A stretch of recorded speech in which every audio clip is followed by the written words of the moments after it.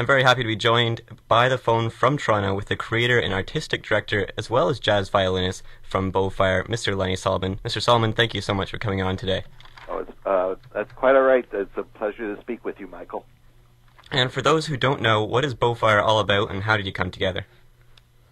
Well, Bowfire is an amazing collection of musicians, a group of mainly violins and fiddles of all different styles, really great soloists in their own right. We have come together for special tours that we do and call it Bowfire. It's not only a great musical presentation, but we've added theatrical values to it, staging and sets and great lighting.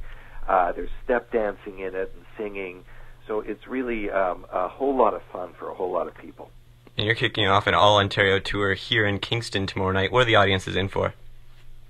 Well, you're going to hear the violin portrayed in a myriad of styles. There's the obvious ones like classical and jazz, but we play rock violin, we play Kashmir by Led Zeppelin, we play swing and Celtic music, world music. We have an amazing Erhu violinist with us. The Erhu is the Chinese violin, and George Gao not only demonstrates it in its ancient form, but he plays blues and jazz and swings right along with the rest of us. There's great bluegrass fiddling. If you like the Orange Blossom Special, Ray Legere plays it like you've never heard it before. And there's some wonderful ensemble material, classical crossing over into jazz. And we have a blast. We really enjoy coming together for these tours. Yeah, and I can attest to all that because I was lucky enough to see Bowfire perform in Michigan a few years back. And you made a point after the show to come out and meet the audience. And I was amazed because as if you were rock stars coming out. How do you find the audience generally relax to your show? Well, what we're demonstrating is a new direction in string performance. We're showing that people that the violin can be as up-to-date and as vital performance vehicle as any show out there.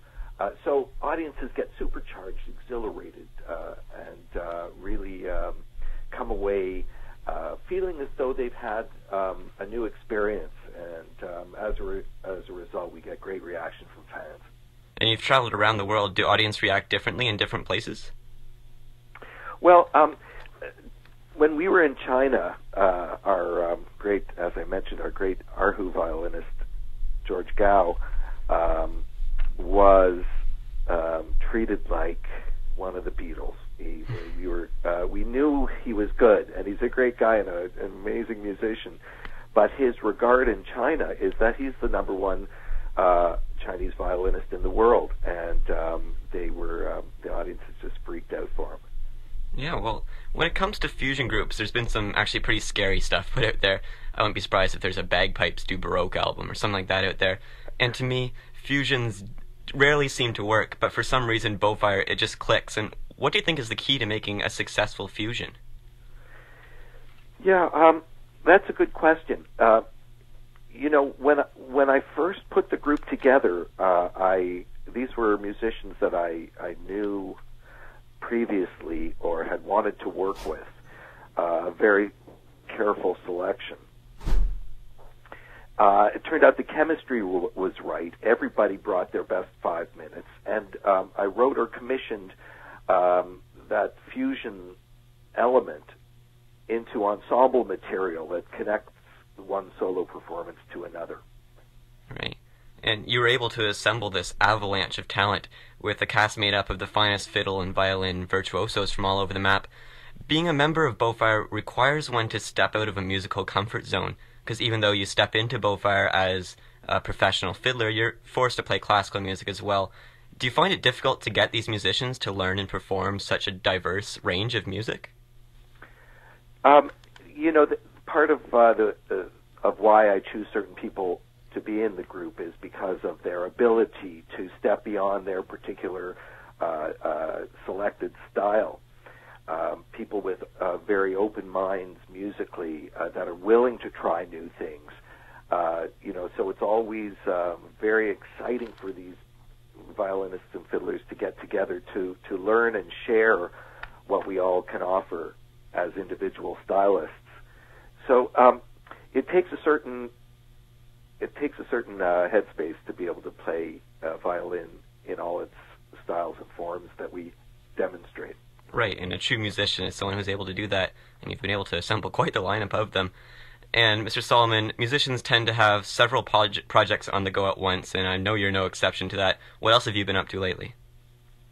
Well, actually, I just bought a house with an amazing recording studio in it, and I've been very busy fixing that up to proper professional standards so I can start recording in it, and that's just weeks away after the tour. I'll be able to, I think, start having sessions here, and that's very exciting to me because I do love to write and play jazz and all different styles of music. So this is going to give me a really great recording opportunity. Absolutely. And I may be mistaken, but did I see you playing the violin for the new Hockey Night in Canada anthem? That's right. Wow. Yeah, we got to play on all the 5 finalists and the one that got chosen as well. Wow, well that's legendary. That'll be on the air for years. Yeah, let's hope so. And many of my listeners are music students who would love to be in situations such as yours as a professional performer. Can you tell me what the Canadian music industry looks like from the inside? Well, I think part of my ability to keep going as a musician was my range. I'm classically trained, branched out into rock and jazz, and then branched out further to play, country styles, bluegrass, and gypsy styles, and world music, different styles of jazz. I thought it was very important to learn as many different styles as I can, and you can try your luck at being in a hit rock group, and that's great. I love that experience that I had, but to sustain a career through your age in the music business, I think diversity really helps. Absolutely. I get to do all sorts of great jobs right now. I'm just finishing a run in downtown Toronto at the Cannon Theatre of the Broadway musical The Color Purple. Oh, wow. And I've been playing in the orchestra for that for the last few weeks and having a blast doing it. Oh, wow. And you've toured around the world, performed on the Today Show, Canada AM, now you've been on Sound Ideas. You've had a special air on Bravo and Cineplex theaters across Canada. What's next for Bowfire? We've got a lot of touring coming up in the next year, and we're going to be touring internationally, working on some really exciting things that we hope to announce soon, and we'll be all over the States.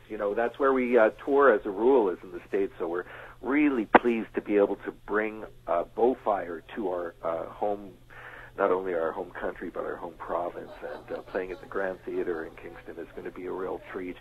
Native Kingstonian Kelly Trottier Right. is with us, and we're very pleased to be able to bring it to her hometown. Excellent, and I very much look forward to the show tomorrow evening. Mr. Solomon, thank you so much for taking the time to speak with me this afternoon. Best of luck tomorrow and with the rest of the tour. Thanks, Michael. You've made it. It's Friday afternoon, classes are finished, and assignments are handed in. Why not take some time for yourself, unwind a little bit? Tune in to Sound Ideas with host Michael Morreale to get the best classical music to end off your week. Fridays from 2:30 to 4 on 101.9 CFRC.